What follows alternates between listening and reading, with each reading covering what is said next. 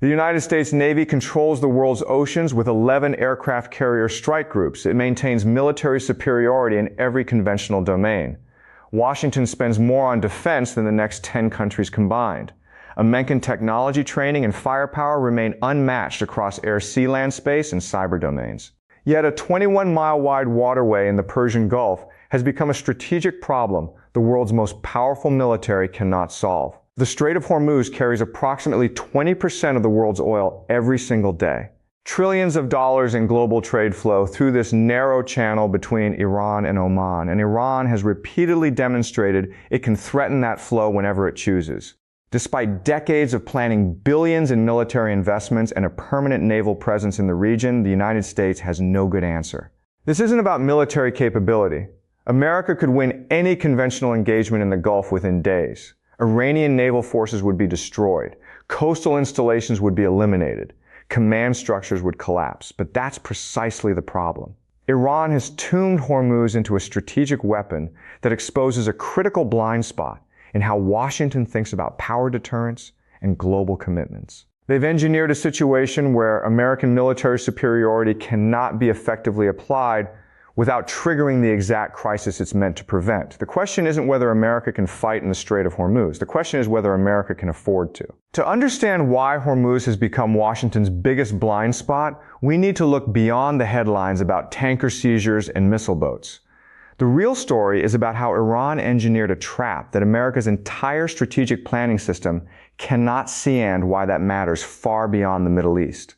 But first, we need to understand what actually happened, Dan, why it should concern everyone watching global affairs. Over the past 5 years, Iran has systematically demonstrated control over activities in and around the Strait of Hormuz through a series of calculated actions that follow a distinct pattern.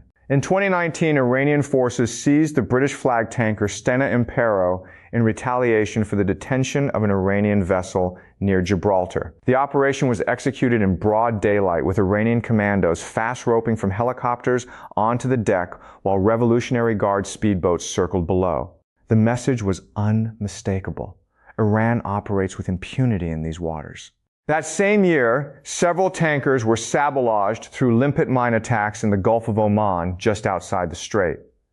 The operations were sophisticated enough to cause significant damage, but calibrated to avoid casualties that might trigger immediate military response. Attribution was deliberately ambiguous, though the tactical signatures pointed clearly to Iranian involvement US. Naval vessels have faced repeated harassment from swarms of Islamic Revolutionary Guard Corps, Navy fast attack, craft small, highly maneuverable boats that approach at high speed and coordinated patterns. These encounters stop just short of direct confrontation, testing American rules of engagement while demonstrating Iran's ability to operate aggressively in contested waters. Iran has deployed increasingly sophisticated anti-ship cruise missiles along its southern coastline, creating overlapping fields of fire across the strait's shipping lanes.